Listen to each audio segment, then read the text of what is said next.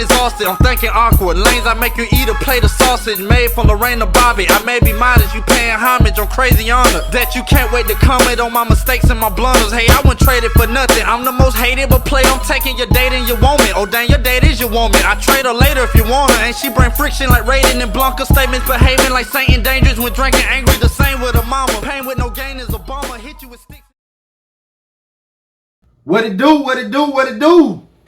Your boy here, back in the building.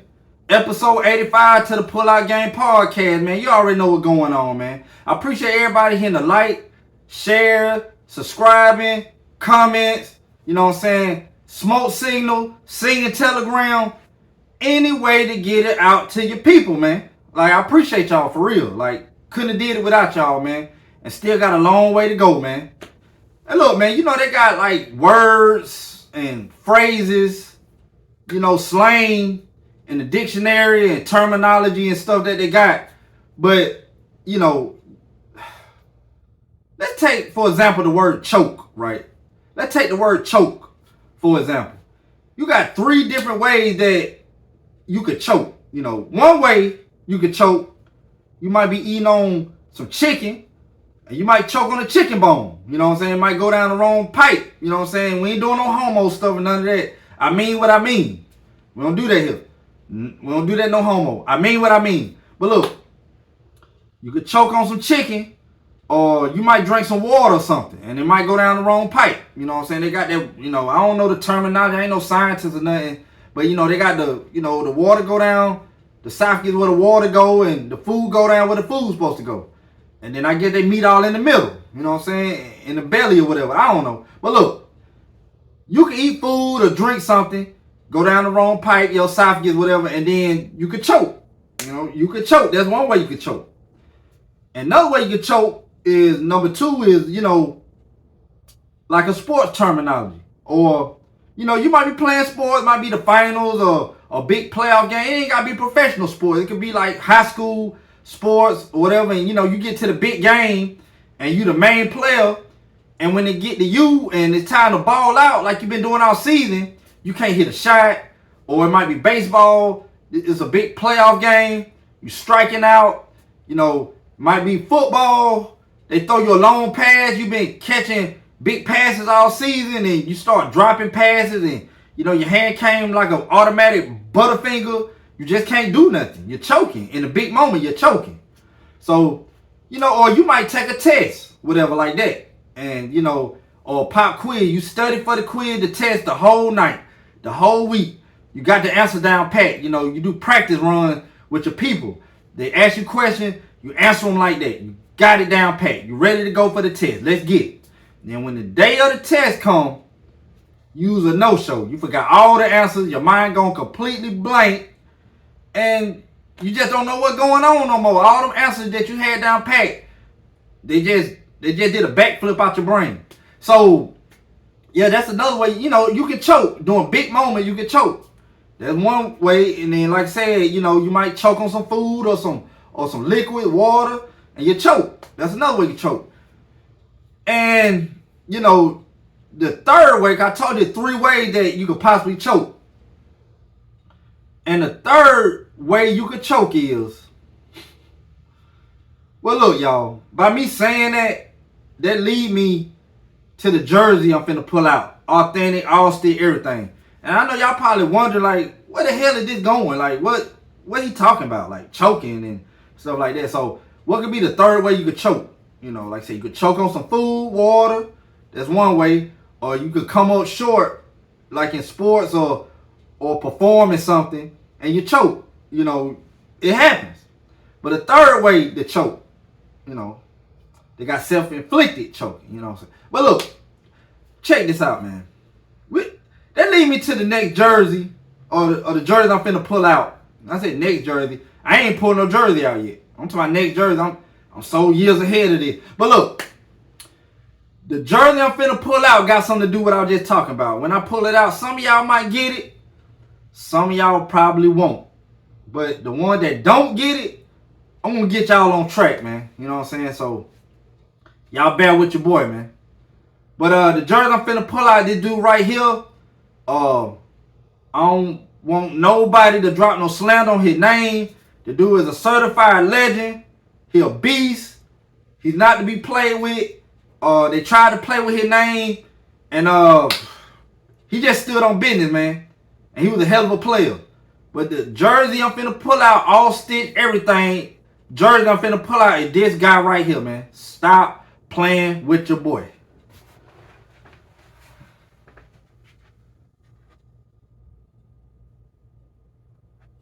Drum roll, please. But yeah, right here, man. All stitch, everything. Golden State Warriors number 15 jersey, man. Stop playing with this guy that half of y'all probably don't even know who I'm talking about. A lot of y'all do, but some of y'all don't. This dude right here, man. Y'all see what's going on, man. And look, this jersey is so dope, man. Got the champion logo, man. With the NBA patch, man. This the real stitch, everything. You know, back in the days, man, champion, they sponsored like a lot of authentics, man, back in the days, man. This real authentic right here, man. Yeah, man. Golden State Warriors, all state everything, man. And who jersey is this? We're gonna get to it. This dude right here, no, y'all give up. Y'all know who this is? Do y'all know what's going on right here? Come on, man. Y'all got to know who this is, man. Y'all got to know who this is. Y'all NBA heads, y'all know who this is. The real NBA heads like, man, I already know who it is. They turn it on the back and let's show everybody. But the one that don't know, they be like, man, please hurry up and turn around because I don't know who it is. So, yeah. So, it's two different sides want me to turn the jersey around for two different reasons. So, for the ones that don't know who this is, they're going to get to turn around. And this is the all-state everything Latrell Sprewell jersey, man. Come on, man. Latrell Sprewell, man. Golden State Warriors, man. Come on, man. Dude was a monster, man. It was a problem. And they hated on my guy, man. They hated on him. And they try to paint him as the villain, man. We're going to talk about it, man. Yeah, man. All-state everything, man. Come on, man. Latrell Sprewell, man. Yeah. Jersey dope, all stitch, everything, but this thing stitched. It's not a game. Latrell Sprewell, man. Shout out to Latrell Sprewell, man. He started with the Golden State Warriors.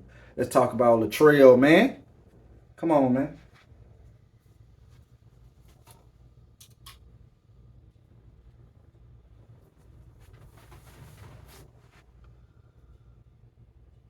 Make sure it's in the camera. Yep. Latrell Sprewell, all stick everything, Golden State Warrior jersey, man. And you know, we were talking about the choking and all that. And a lot of y'all that know basketball, now when I pulled this jersey out, y'all know why I brought up choking. And for y'all that don't know, like I said, Latrell Sprewell is real famous for playing basketball. But he was also famous too for choking out his coach when he was in Golden State. It was a coach named PJ Carlesimo. And, you know, when Latrell got there to Golden State, you know, PJ won the coach then with Golden State. But I think like mid-season, he became the coach for Golden State. And then, you know, at the time, Latrell, how I want to put this, man. Latrell Sprewell was really painted as a, you know, he was stereotyped. PJ Carlesimo always used to pick at Latrell Sprewell. Latrell Sprewell used to stay to himself. But first, before I get to that, I want to say this. Latrell Sprewell, he's from Milwaukee, Wisconsin, man. He played 13 seasons. So, to play 13 seasons, you got to be on top of your game, man. They ain't gonna just let you in the league and give you all this money and keep you around just to be there, man. Like, you got to show and prove to be there 13 seasons. But when he first got to Golden State, it was a lot of trouble in paradise, man. And, you know, Latrell, he was the dude that kept to himself. And, you know, he had cornrows, you know, too. And PJ Carlesimo used to stereotype. He didn't like that he wore cornrows. PJ, was a white coach, and he didn't know about that culture of cornrows, especially back then, man, like in the 90s. And he just didn't like it, man. He didn't like the way Latrell dressed, and then it got to one point that, because the NBA didn't have a dress code back then, but they had different ways you could dress. And PJ Carlesimo was one of the coaches that didn't like a player to dress any type of way. So he set the tone and he set rules that you're gonna be on the team, you gotta dress, like a certain way. And I think PJ Carlesimo said that because that one player, Latrell Sprewell, was dressing like kind of, he dressed urban, hood, regular. And how he wanted to dress, and PJ Carlesimo used to get on him about that. So, he was picking with him on the plane one day and said, look, man, we got a dress code. It just been enforced. If you don't dress up to the standard, you're gonna get fined like $1,000, like $100. And I think like doing road games or something like that. And then, Sprewell was real smart. He calculated how much the fine would be like right then if you totaled it up. It was like $20,000 or something like that. And he was right. Whatever the amount was supposed to be in, he was right. And he told PJ Carlesimo, talk to my agent and whoever, take the $20,000 out my paychecks that I'm earning. And after that, just leave me the hell alone, man. He put his headphone back on and he started them vibing to the music. They say he was into Wu-Tang a lot too. So, he playing out of Wu-Tang and, I guess getting his Raekwon, RZA, Old Dirty, Method Man, Ghostface, all the shout out to the whole Wu-Tang, man. Expect the Deck, U-Guard, Master Killer, what I'm saying? Everybody, man. Shout out to everybody, man. Did I say Expect the Deck? You know what I'm saying? Everybody, man. You know what I'm saying? Shout out to the whole Wu-Tang. But look, man. He went back bumping that Wu-Tang after he done got that settled. Because he really was getting tired of PJ Carlesimo. And then, PJ Carlesimo didn't like that. He really got handled in front of his players. What Latrell did to him in front of the other players. So, I think like the next day or probably the same day, they was in the gym, the whole team. Muggsy Bogues was on the team and a lot of other players, Bimbo Coles and, Brian Shaw was the older head, of the team. And, everybody was shooting. And, Latrell, he was shooting shot after shot, just like everybody else in the gym. But out of everybody in the gym, PJ Carlesimo picked out Latrell Sprewell, talking about, hey, you gotta do better than that. You gotta work harder than that.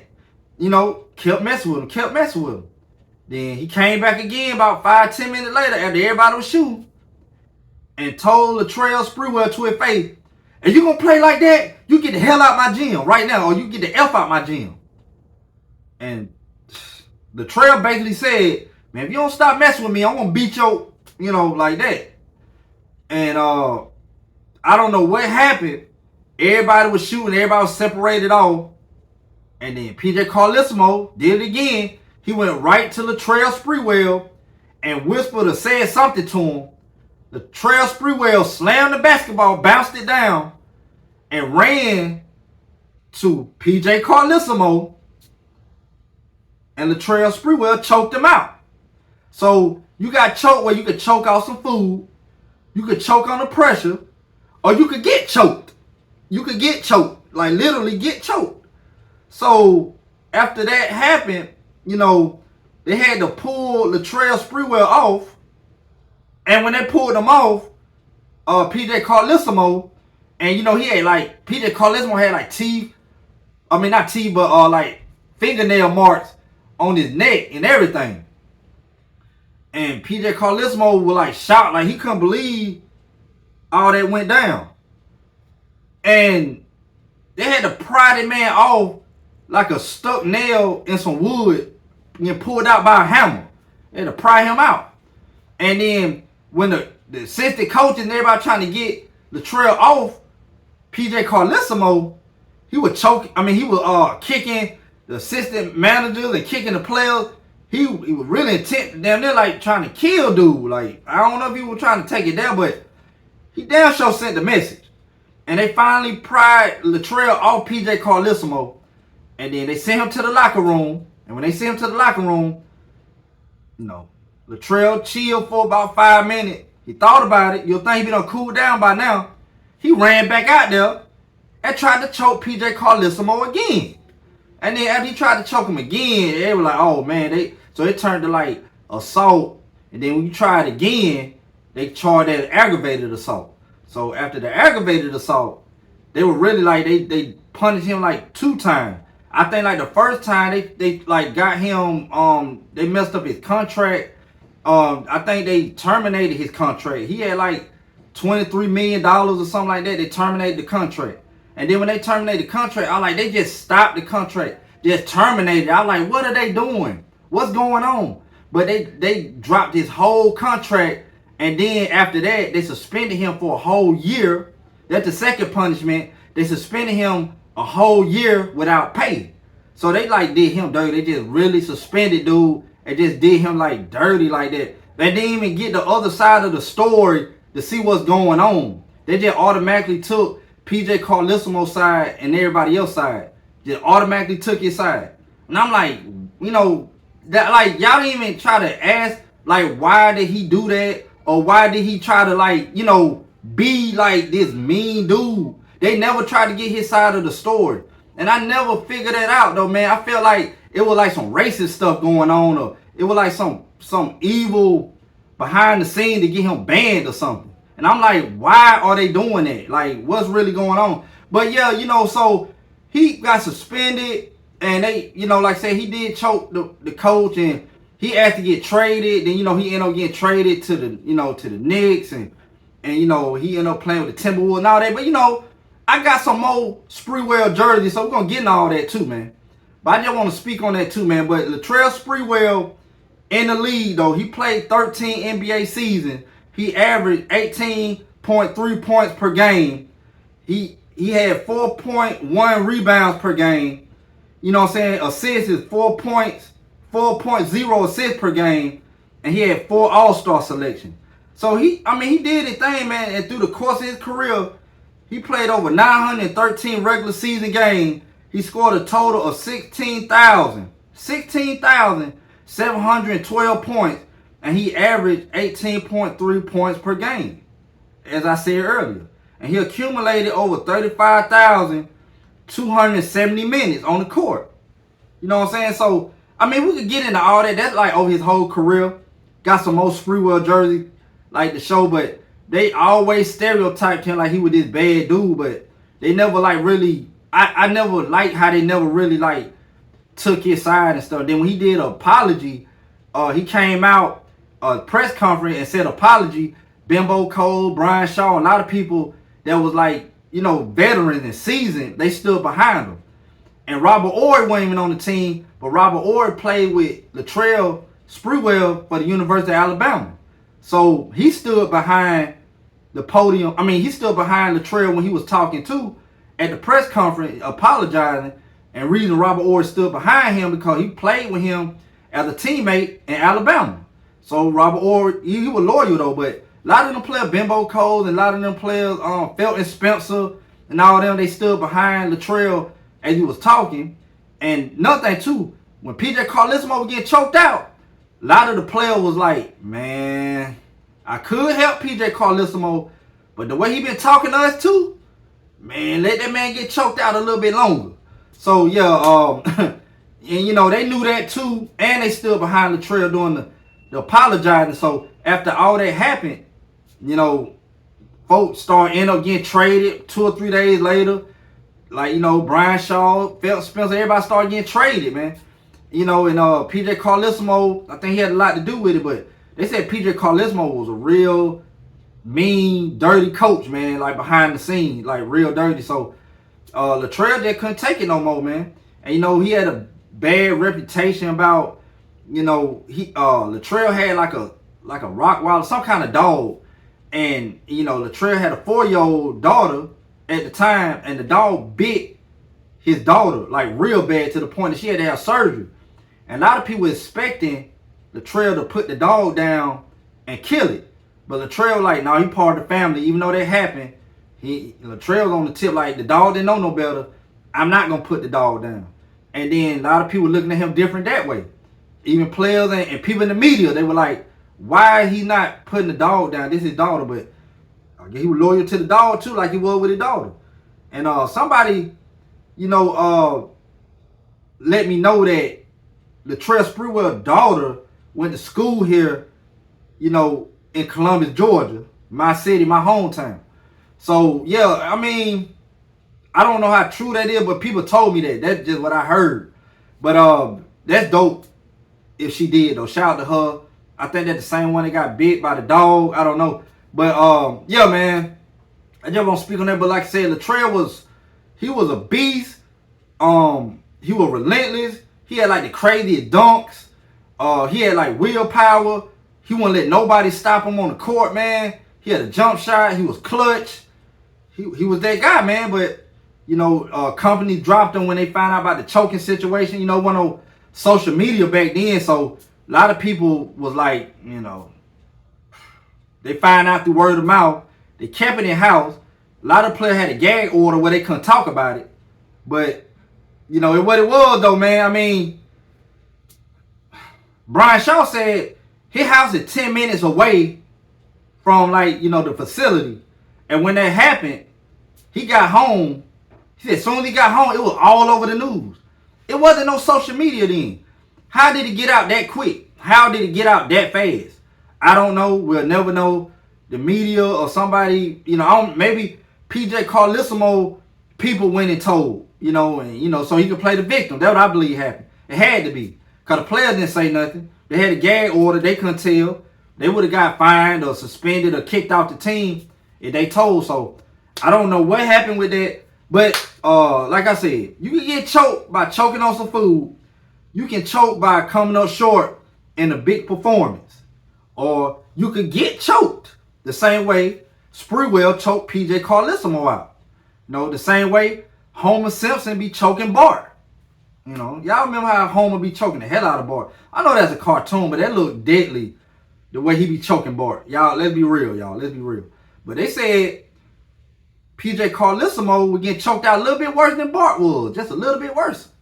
That's crazy, man. But, you know, it what it is, though, man. I mean, things happen. He got tired of it. He couldn't take it no more.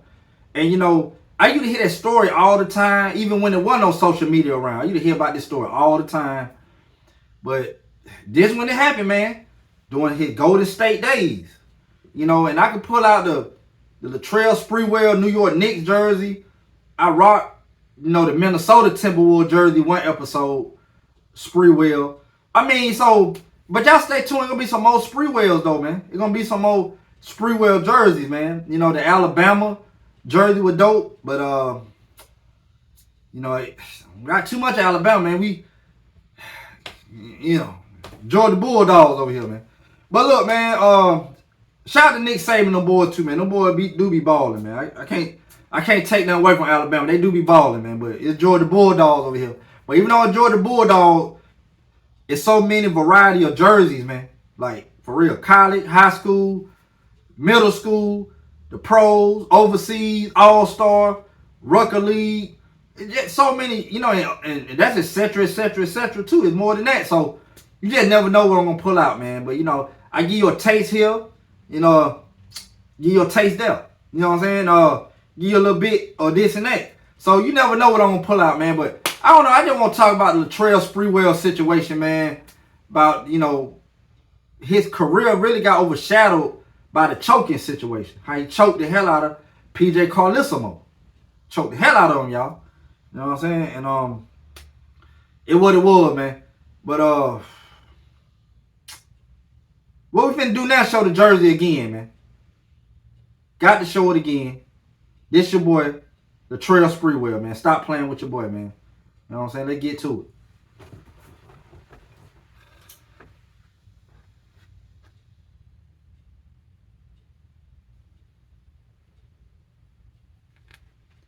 Yeah, man. Latrell Sprewell, Austin, everything, man. You know the vibes, man.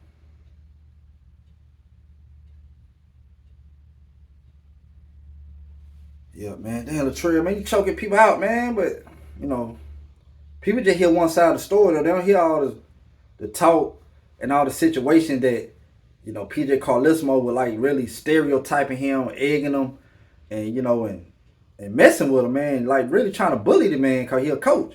And he ain't like the way Latrell has cornrows and braids and, in the words of Kendrick Lamar, what is it, the braids? Like, come on, man. Like, man, that's a culture thing, man. Don't stereotype these people, man, us black people about wearing cornrows and braids, man. It's a cultural thing, man. You see half of the league now is wearing that, like braids. It's a natural thing. Iverson brought it into the league, man. Iverson started it off, and I think Latrell was the second person to do it. I want to say he was the second.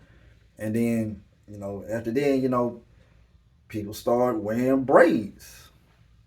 What is it, the braids? Yes, it is the braids, yes. That's what PJ Carlesimo said. He didn't like the braids. So, he didn't like the way, I guess he didn't like the black culture, what Latrell stood for, man. But either way, that was jacked up, though. But yeah, this all still everything right here, my boy. Latrell Sprewell, man. Stop playing with this guy. Stop playing with this guy. Yep. Oh, look, man. Nothing I want to say, too, about Latrell Sprewell. I know y'all remember back in the day when they had the Rams Sprewells. And then, a lot of people automatically think like, oh, Latrell Sprewell invented those rims. No, he didn't. He did not invent them. Somebody else invented them. And reason Latrell Sprewell got famous for them because when they was out, somebody patented the idea and invented them in the 90s. But it wasn't getting no attention. It was just like, oh yeah, whatever. But Latrell Sprewell pulled a set of them out on MTV Cribs. And when he pulled them out on MTV Cribs, that's when they got popular. So when he pulled them rims out on MTV Cribs, everybody started wanting to buy them. Notice now, and mind you, before he did that, they was already out. They been out. But wasn't nobody studying them. But Latrell was one of them guys at the time that were balling out of control, and he was popular. He pulled them rims out, and it was something different too, to be honest. They're like, oh, snap. That's the new thing right there? That what Latrell doing? Right after that, everybody started calling them Sprewells. But Sprewell had nothing to do with them being invented. So I just want to throw that out there. But, yeah, just a little fun fact. Cause a lot of people swear that them rims was called the Latrell Sprewell. He just showcased them and really helped him get out there. And by him doing that, everybody automatically said he the inventor of the rims, of the spinning rims. They were rocking them in Houston and Atlanta and everywhere, man. Everybody was rocking them, but Sprewell didn't invent them, y'all. I just want to throw that out there. But like I said, Sprewell was a legendary player, man.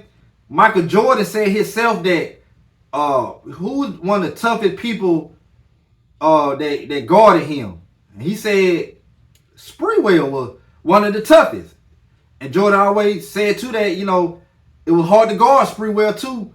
And I mean, Jordan gave him that type of credit, y'all. So that let you know what type of time that Sprewell was on, man. Like, that GOAT gave him that prestige compliment. So you already know what time it is, man. But look, man, Latrell Sprewell had ups and downs. I got some old Sprewell jerseys. We ain't gonna get all into his career. We really gonna talk about the trials and tribulations and the great times of like Sprewell when he went to Golden State Warriors. It was like an unheard of thing, man. Nobody heard of a choke getting a coach. I said a coach getting choked out. So yeah, it was crazy. At the same time, he was still balling. Before PJ Carlesimo got there, dude was balling out of control, man. And PJ Carlesimo tried to kill his vibe. You know what I'm saying? It don't kill my vibe. So yeah, he tried to do that. And after then, like I said, Sprewell got traded, but Before all that mess, man, Sprewell was balling, man. Y'all go look at the highlights, man. The dude is a monster. He a beast. I'm glad to have the jersey. He one of the dopest players that ever graced a basketball court, man. So shout out to Latrell Sprewell, man. Y'all already know what time it is, man. But look, man, this Latrell Sprewell all-stick everything Golden State Warrior jersey, man. You know what I'm saying? Stop playing, man. All-stick everything, authentic. All-stick everything, man. Stop playing with your boy, man. Latrell Sprewell, man. And the Pullout Game podcast chokes the competition. Y'all already know it. We up out of here.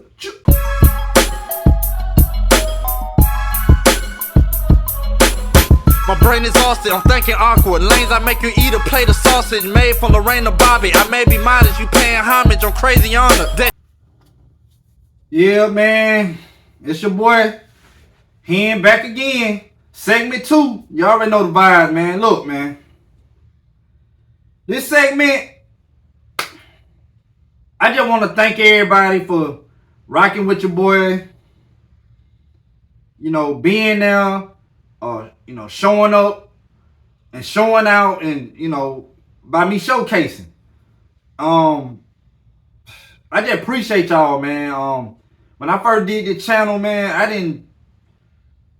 I didn't know what it was gonna do or how it was gonna do or you know what was going on. I ain't know what it was gonna be or how the turnout was gonna be. And the turnout ain't even done yet. But at the same time though, I know the people that been there, that believed in me. It was, you know, a lot of y'all rocking with the channel, you know, getting all these subscribers and love and comments and everything, but it's very few people around me that really 100% believed in me. A lot of people thought it was a pipe dream. A lot of people used to be like, well, if you're gonna do that, how you gonna do this, or how that's gonna work, or how, you know, and I'm trying to tell people like, I got this handle, got that handle, and a lot of people really didn't believe in it like that. You know, cause to me, when you start asking a lot of questions, you kind of telling me you don't believe in it. You know what I'm saying? Instead of saying like, you know, but you know, at the same time, that's not necessarily true. You just intrigued on how you gonna do it. So, not necessarily saying a person don't believe, but at the same time, you know, there's a lot of people that didn't believe. For instance, right, it's a dude I know. And I don't know if I told this story before, but it was back when I had like 39, 40 subscribers. I went to him, you know, asked him to subscribe. You know, he ended up subscribing, and he was gonna do a podcast. I ain't gonna say no names or nothing like that, but we're gonna tell the story. He was gonna do a podcast. He already knew that I had my podcast going. Then he like, yeah, I see you doing your podcast and stuff. You know, I came in the crib, you know, and we talked. And I was trying to get him to subscribe. I'm trying to get everybody to subscribe, man. I was going to Planet Fitness. I was going to the gym. And I was like running on the treadmill, stopping people while I was running. I didn't even stop. And you know, and while I was running, I was telling people, hey, man. And I was out of breath too, man, on the incline, on the treadmill. And I was like, hey, man, you be on YouTube? Like, yeah, I watch YouTube. What's up? Yeah, man, I need you to subscribe to my podcast, man. I need you to check it out. And what it's about is, you know what I'm saying? I got the big jersey collection. And, you know, and I would just tell them about it, give them a rundown while I was like out of breath. I was out of breath. But I was still trying to get these subscribers going, man. So I wasn't letting nothing stop me from reaching my goal and getting it out there. And, you know, of course, like I said, the jerseys help a lot. You know, I talk my stuff. Y'all like me entertaining y'all. And, you know, the intro of my music at the beginning. For y'all don't know, if y'all new subscribers, and y'all were wondering, yeah, that's me rapping on the intro. You know what I'm saying? Appreciate y'all. And, but yeah, man, like I said, I went over dude's house. He said, I seen your podcast, and he was like, he finna start a podcast. Can I give him some advice?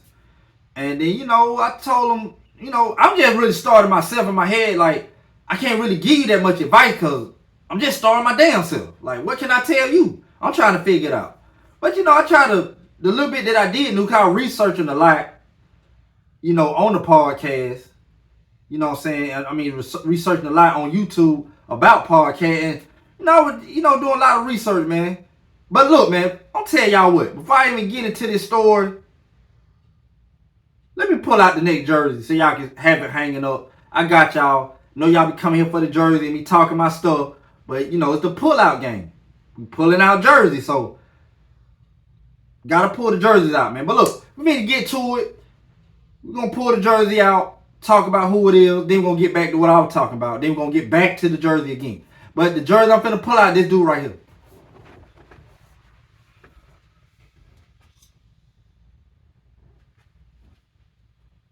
Do y'all know who this is? First of all, this is the San Francisco Giants jersey. Right here, all stick, everything. You know what I'm saying? This dope too, cause this, what is this, man? Look at this, man. Hold up. This jersey is like a real collector's item, man. Hold on, give me a second. Look at that, y'all. 125th anniversary of baseball, man. Look at that, man. It's dope, man. Baseball anniversary jersey. Then on this side, what you got? What you got? What you got? What you got? What you got? Hold on, I'm trying to get it. Okay, we got. Yep. The Giants patch right there. Yeah, man. So yeah, this. But who jersey is this though? Y'all probably thinking like San Francisco Giants. I bet this Barry Bonds. I bet it. Nope, it ain't Barry Bonds. I think I pulled Barry Bonds San Francisco Giants jersey out already. I want to say I did. Y'all stay tuned, man. I might pull out that Barry Bonds college jersey. I know I pulled out Barry Bonds Pittsburgh Pirates jersey. Y'all stay tuned, man. It's not a game with the jerseys, man. Y'all, I'm telling you, man, nobody messing with this channel with this, man. Like, this that podcast of the podcast, man. But look, let's get to it, man. The jersey that I'm pulling out is this dude right here. No other than who? Prime time. Neon Deion Sanders, man. San Francisco Giants baseball jersey. Yes, Deion Sanders, old prime time, old prime, played for the San Francisco Giants, man. He was number 21. Remember now, mind you, he was number 21 for the San Francisco 49ers. I pulled that jersey out too. Must be the money. Must be the money. Yeah, man. Yeah, you know, a lot of people, like I said, we talked about it before. We've been pulled out a lot of Deion jerseys on here too, but Deion dropped It Must Be the Money song like a week or two right after he won the Super Bowl for the 49ers. That was dope. That was like throw it in your face. Like, yeah, I won and I'm finna drop a hot single. I don't care. That single is cold. I love that song, man. But anyway, yeah, this prime time Deion, man, he played for the Giants, dude. Yeah, so, yeah, we're going to talk about that. We'll talk about that, man. This. Got it? Okay. Yep. But it's Deion Sanders, all-state everything, San Francisco Giants baseball jersey. Stop playing, man. A lot of y'all didn't know Deion played for the San Francisco Giants. You think I'm lying? Think I made this up? Look it up. Every jersey I pull out, look it up. No lie. I know some of these jerseys, I'm like, ain't no way he got that jersey. Or ain't no way that player or that person played for that team. Every jersey that I pull out, feel free to look it up. It's not a game here, man. It's real facts. I just happen to have a jersey for it. But had a jersey for the facts. But yeah, man, Deion played for the Giants. But look, like I said, I just want to say I appreciate y'all rocking with your boy. Like I said, to make the long story short, dude asked for advice on the podcast, because he finna start one up, him and this other dude. And then he got a little liquor in him. He went from needing advice to telling me what I should do with my podcast. And you know, by me telling the story, I ain't mad at all. It just, I look back, it's funny to me, man. Like, you know, he basically told me when I first started, I started like in May. Like, you know what I'm saying? I started in May, years back. And when I started, I only had like 39, 40 subscribers. He said by December, you'll probably have about 200 subscribers, if not less than that. You know, only way, you know, you could get more than that if you get on my podcast and you know, and you'll get more followers, because we finna do it big, baby. We finna do it big, baby. So, he want me to get on his podcast, and he tell me idea what this should be, that should be about. He called his homeboy and say, check out my podcast, and and telling dude like, let me know what you think. Like he the executive, like he signed people podcast deals or something. Like, if he like it, it's a go. If he don't, I'm getting dropped or something. That's how they was like some Damon Dad back in the 90s or Barry Gordy type stuff. I'm finna sign you to a podcast deal or something. Like, let me know if he got a shot or something. That's how they would but I just played it what it was, and he basically said in a nutshell, my podcast wasn't gonna do too good. It was gonna be like real, slim chance to none that it like lucky if we get 1,000 subscribers. And y'all see what the subscribers is now, the count now. So, man, that's why no matter what nobody say, stick to your gut. If they say this ain't the right way to do it, or you should do it my way, or I don't like the way you're doing it, so what they think? This was your idea. This was your vision. Believe in yourself. Because when you came up with that vision, they weren't even thinking the idea that you had for this vision. So all of a sudden when you present it out, they got better ways that you could do it. But at the beginning, they never even thought of this idea at all. But now they got so many ideas on how you could do it better. No, this is your idea. Stick to how you been doing it. Don't change it for nobody. And just stick to your gut. And if you feel you need to change something, let your gut do that decision. Don't let nobody else around you do it. Because a lot of times people will be saying to change stuff to bring you down. And, or they glad to get... my thing is this too, man. I noticed something about people. People got so much to say when something ain't doing good. You know what I'm saying? They got so much to say when it ain't doing good. You know what I'm saying? But when it's doing great, man, I'm talking about, man, they more quiet than a blind man at the library, man. I'm talking about no show, man. Like, they ain't got nothing to say when you doing good. Because they trying to give you advice to keep you down. You know what I'm saying? Or they don't mind helping you because you're not there yet. Y'all ever heard that saying, like, when you on a level of somebody, they rocking with you. But when you move past them, they act different, change on you. It kind of something like that, man. So just stick to your gut. Believe in yourself no matter what your idea or your vision is. Don't let nobody derail you or bring you down or nothing. Stick to it, man. Because I'm a living prime example of that, man. People will, like, in a nutshell saying basically it wasn't going to work. They didn't come out and say it. But you tell the body language and the vibes to it that it wasn't going to work. That they thought. But I didn't give a damn. I've been plotting and planning this for like a year or two beforehand. And a lot of y'all be saying, I thank you, Hen, for coming out with an idea like this.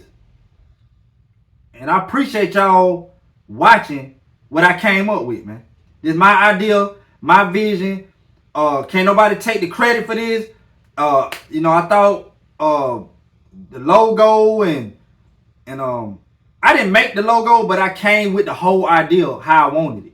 So I always come with the vision how I want things. I just knew somebody that could put it together and got it done, man. I thought the idea of it, the concept, the content, and how I want the jersey hanging up next to me as I talk my stuff and talk about the play. I thought of everything, and then dude was saying you should do this and attract more people for this and that and this and that. If you don't do this and that and this, you ain't gonna probably get them many subscribers at all.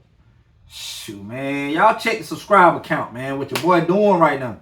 And like I said, man, I ain't like I show speed or got no big subscriber count like that, but your boy doing all right though compared to what they said I was gonna be, and it's still growing. So I appreciate everybody that rocking with it and all the fans that have been rocking with the Pull Out Game podcast. Y'all the reason that the haters got proved wrong, man. You know what I'm saying? Y'all the reason the haters got the egg on their face. Cause y'all tuned in, man. Y'all made it work, man. Y'all did this, man. We're a family. And y'all looked out for your boy, man. And I appreciate y'all, man. So I just want to say that too, man. But like I said, the main point is, though, don't let nobody deter you of your dream, man. Nobody, man. Keep doing what you doing, man. You know what I'm saying? So just block out all the hate, man. Because if they ain't sticking to the plan that you got, it's basically hating, man. And reading the automatic hate because they ain't give your plan a chance to take off yet. They automatically got something to say about it. It ain't even really took off yet. I only had 39, 40 subscribers. It ain't really fully, caught a good breath in the lungs yet. You know what I'm saying? Breath up, down, up, down. It went up, they ain't went down yet. And they already ain't get a chance to breathe yet. Like fully breathe. So, yeah, man, I don't listen to that, man. I told him too. I don't know what you think your podcast gonna do. And I don't know how you feel mine gonna do. But mine gonna be all right. And not knowing, I was gonna get all these subscribers, not saying I was or wasn't. But look, man, I went down myself, man. I'm going all out with it. And just take it from there, man. And it's been doing pretty good, man. Thanks to my people. Thanks to these jerseys. And shout out to God, man. Without God, man, come on, man. It wouldn't be possible, man. But look, I just want to say that, man. Basically what I'm saying, don't give up on your dream, man. No matter what nobody got to say, man. Because I don't give a damn what nobody got to say, man. I'm talking about, like, God had to come down here himself personally and tell me in the face, stare, eyeballing me eye to eye and say, this ain't going to work. And that's God, so I had to, like, but, why would God say that, though? So, let's think about that, too. Why would he say that? Let's be real with it, though. So, but I'm just saying, he had to take it there for me to not believe in it or me to do something else. So, don't worry about it, y'all. I got y'all. I'm rocking with y'all. Pull Out Game Podcast not going nowhere. No matter what nobody say, it's rocking, man. So y'all just keep rocking with your boy, man. But look, man, this your boy here, Deion Primetime Sanders, man. He played with the San Francisco Giants, All-Star, everything, man. He was with the Cincinnati Reds before then, but then he ended up getting traded in 1995. The Reds traded him, and David McCarty, Ricky Pickett, John Roper, Scott Service, you know what I'm saying? They traded him to the Giants for David Batista, Dan Lewis, and Mark Portugal. And he batted 280 and hit 5 home runs and stole 8 bases in 52 games for the Giants, man. So, like, Deion, man, he was like mid-season. He got traded. And then, that was like coming off like they had like a lockout season. You know how baseball have a lot of lockout season. And, so after the Cincinnati Reds, he went to the Giants. After he left the Giants, he went back to the Reds. So, y'all already know. Stay tuned. I got Cincinnati Reds. Deion coming to, Ken Griffey. He played a stench. He played a little time with Ken Griffey with the Reds. And they did their thing, too, man. They was like a little dope little duo. They thought they were going to do something, too. Might hit the World Series. Might do this and that. But, yeah, he with the Giants, man. Around that time, like I said, man, 95. 94, 95 season, that around the time too, he was shutting down the Bay Area with the San Francisco 49ers and, what I'm saying, I think 96, he went to the Cowboys and stuff, but yeah, he had that one stitch he played with San Francisco, man. It's dope that when he played with Atlanta, he with the Falcons and the Braves. Then he went to San Francisco, he found some kind of way to be with the San Francisco Giants and the San Francisco 49ers. So I thought it was dope, man, how he just resurrected them cities like that, man, that state, and did his thing, man. Like, Primetime was a different beast, man. And, in baseball, Deion said out his own mouth, man, he said the hardest thing to do, one of the hardest things to do in life is hit a baseball. And I agree with him, man. I played baseball a lot of years growing up, man, and I ain't never played on a pro level, but, man, I'll tell you, from the mound to the plate, they throwing a fastball, and they get there like this, and then they might throw a curveball. And, you thinking you waiting on the fastball, you got to time the curveball now. You might think the curveball, he might throw a fastball again. And then next pitch, you think he might finna throw a curveball, fastball. They finna throw an all-speed pitch, a changeup or something. So, you just never know what you're going to get. I'm telling you, man, it's not easy to hit a baseball, especially on a professional level, man. So, shout out to Deion for keeping it real, keeping it 100. He came to the Giants. He did his thing. He was a good teammate. Like I said, he played a little time there, man, and he just represented, man. This Deion Sanders, man, All-Star, everything, man. This the jersey right here that set the Bay Area on fire. This jersey and the San Francisco 49er jersey. Like I said, I pulled out the 49er jersey already, man. And like I said, he didn't play with the Giants long. He didn't play with the 49ers long. But while he was there, he made an impact, man. So shout out to Deion. Just ran down his stats, what he did, and what we finna do now? Finna show the jersey again, man. Stop playing with your boy.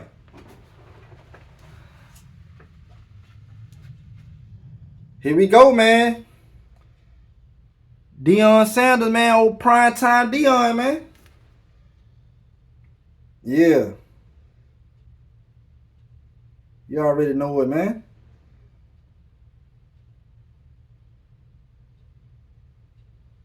Yeah. Oh, Deion, prime time Deion jersey, man. Shout out to prime time, man. Yeah. And you know, even Deion,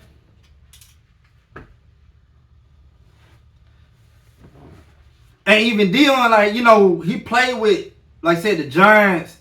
He didn't have like no big 30 home run career, and then, you know, Deion never was a big time player like that, had a lot of home runs. And he get a lot of stolen bases. He get some base hits. He played great defense, you know, in the outfield. Deion just like, he was just one of a kind. He still stood out. You know what I'm saying? He stood out in football. Everywhere Deion went, he stood out, man. That's why when he coached for Colorado, that's why he coached for Jackson State, you know what I'm saying, HBCU college, and he coached for the team, man. That's why so many celebrities come to the game, man, because Deion just know how to attract the crowd, man. He just know how to bring people in and get people noticing what he doing. He just had a knack for, like, to be a people person. It was Deion, man. Like, what can I say, man? I remember the days of watching Deion.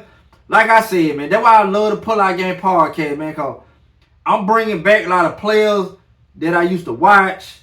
And, you know, I got their jerseys because I'm a fan of them growing up. And man, I'll tell you, man, like, nostalgia is something serious, man. Like, I feel so bad that we'll never get them time back again. I don't say that so many times on this podcast, but because I really mean it, man. Like, like, if you wasn't a kid in the 90s or something like that, or you grew up around them times in the 90s, you ain't had to be a kid. You just grew up in them times of the 90s, man. You could have been like a young adult, or you know, in your 30s. The 90s was something special, man. It just was something special, man. The 80s was special too, of course. The 70s was special. I hear like old songs back in the 70s and stuff, and, you know, like around, you know, when my mom and dad used to, the music that they listened to. And I like a lot of that music too. I love the 80s music. The 90s music is my favorite.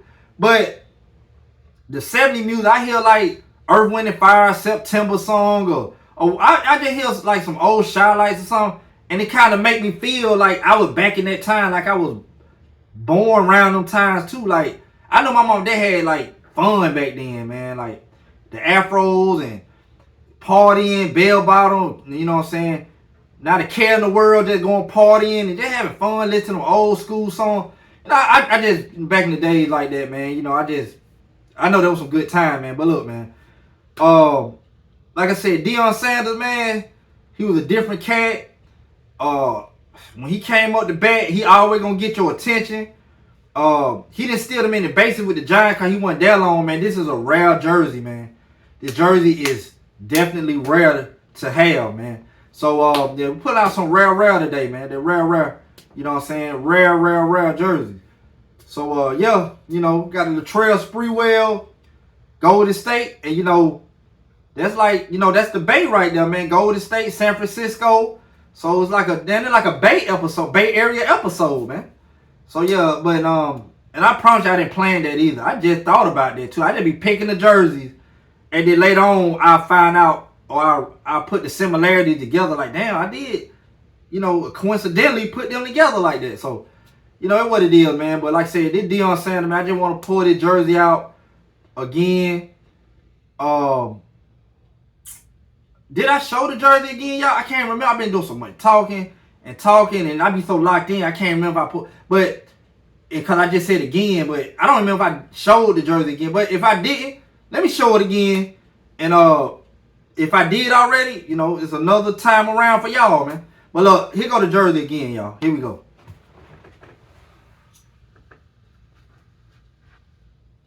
I think I just did show the jersey again, but it don't matter though, man. It's a pull-out game, man. We pull out many many times we want, man. You know what I'm saying? And yeah, that the same dude. That the same thing a dude say too when he don't get no baby. We pull out many times we need to. You know what I'm saying? So yeah. But yeah. You know what I'm saying? In the words of Charleston White, yeah, no. But yeah. Shout out to Charleston White, man. But look, man, that'd be dope if I get Charleston White on the show, man. Like, you know what I'm saying? That'd be dope. That'd be crazy. But you know, Charlie White probably on here like, man, hell with all these players, man. I don't give a damn. Charlie White already said he don't like Deion Sanders for his own reasons, and said, you know, he left Jackson State and you know, sold out to the white man in Colorado, and you know, he left the black players hanging. He was saying a lot of stuff like that, but you know, come on, man. Charlie White, you know, he got a gripe with a lot of people, man. But it's what it did though, man. I'm rocking with Deion, Austin, everything. San Francisco Giant jersey. This a rare jersey.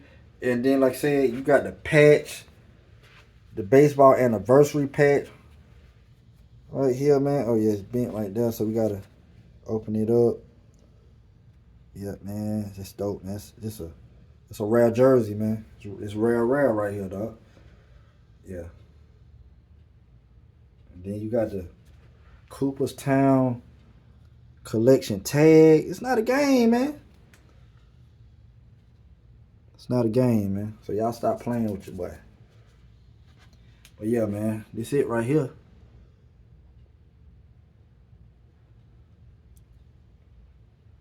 Yep. Deion Sanders prime time, man. I'm put out a lot of Deion jerseys on this channel. And man, it's well worth it, man. I put out Deion Sanders Florida State jersey.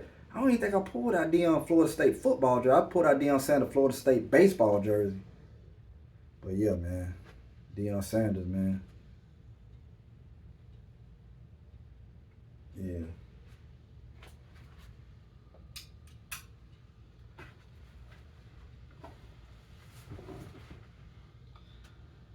Yeah, y'all. Shout out to Deion Sanders, a certified legend in the game.